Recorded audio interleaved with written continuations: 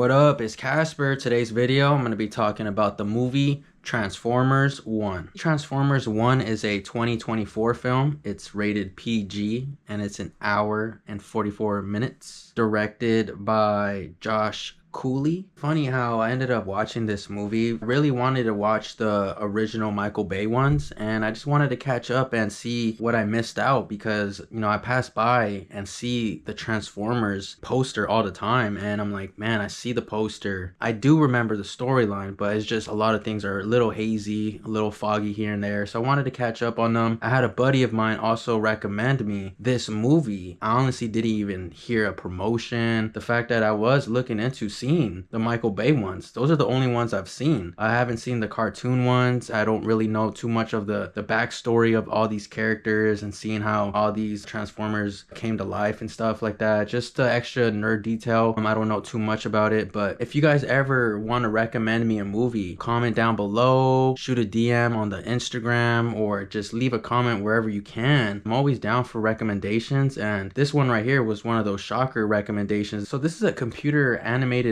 type of movie. There is absolutely no humans in here. We're in the Transformers world and in their universe. In this storyline, we're actually seeing Optimus Prime and Megatron basically kind of grow up as best friends, and we're seeing how a lot of the characteristics they had with each other showed a lot of key friendship moments where you couldn't really see how they ended up becoming enemies. We're seeing basically how Optimus Prime and Megatron, known as best friends, end up becoming enemies later in the movie. Seeing the younger versions of these leaders, interesting perspective, because a lot of characteristics where you definitely can tell they're younger. We're seeing a lot of characteristics in here where they don't have powers, but they rely on their close ones around them. Epic stuff in here as well. You see how they're doing kind of like slave jobs, and a lot of these epic moments happen with people who can actually transform here and there, trying to figure out, damn, this world is interesting. Like, are all the Transformers born with the ability not to transform to a later moment of their lives? This movie is telling a lot of key time frame moments where you see how a lot of these people got to where they're at, where the movies are showing us. Like with Optimus Prime in this movie, I'm seeing a lot of stuff where you could see where he was not used to being a leader to actually developing and gaining those skills to becoming who he is now, that Optimus Prime. Voice acting in here in general, I thought it was pretty neat and pretty cool to hear because nothing felt like it was just trying too hard. The whole vibe of this movie was something like, this was something different that worked. Seeing their younger selves was one thing that did catch my attention. The whole Transformers world was something that was really cool. I do like the key terms that they had in this movie that explained like who's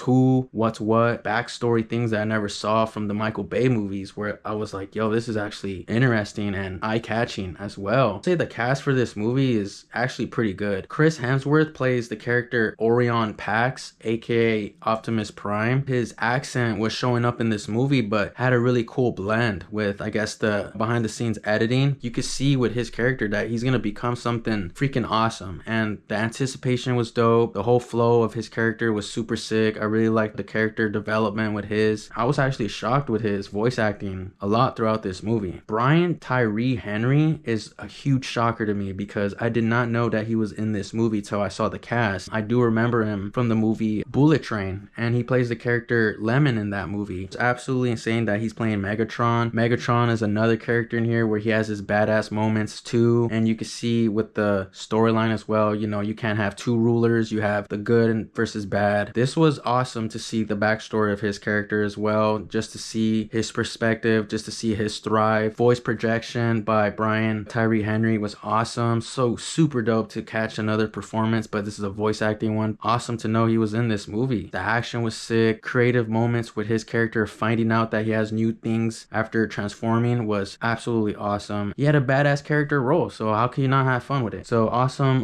voice acting playing the character D16 Megatron. Scarlett Johansson is in this movie and she's voice acting Alita, and a lot of these characters in here are, for me, kind of like an introduction. I'm not knowing who's who, so just knowing Scarlett Johansson Johansson was a voice actor in here was not a bother at all, surprisingly. A very cool, needed fill-in character with her performance. They didn't make her a little bit too girly. They didn't make her one of those awkward characters that you're like, why is this character in this world? But Scarlett Johansson, I think she had a great time in this movie as well, and that was pretty cool. Lawrence Fishburne's in this movie, Steve Buscemi's in this movie, John Hamm is in this movie. Like, there's a lot of voice actors in here actually doing their thing. Keegan-Michael Key plays the character B-127. The moments were hilarious. The voice acting was on point. The lines were comedy. There's so many moments with his character where you are so focused on the action, so focused on the storyline. His character was that comedy relief in this movie where his moments were just superior. Like, they weren't try hard funny. They were that character that you do want part of a squad or a group. I'm glad they had a character in this movie like him, that we didn't just always have serious focus, serious epic action moments. Good job on Keegan-Michael Key playing B-127. Another phenomenal voice acting performance. So this movie is taking you to a lot of cool places in this universe, and I thought a lot of it was just visually appealing. I feel like they did a really good job with what they're doing in this movie. And for anybody who hasn't heard about this movie, yo, go check this one out. In the beginning, I'm not gonna lie,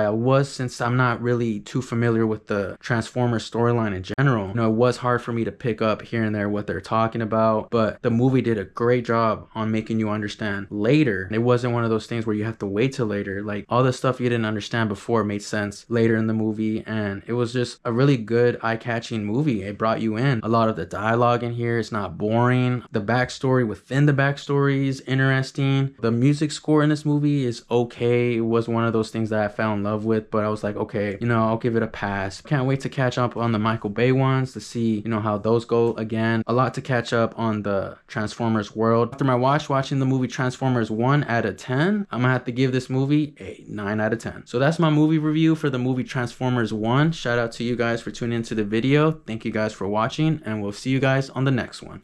Peace, y'all.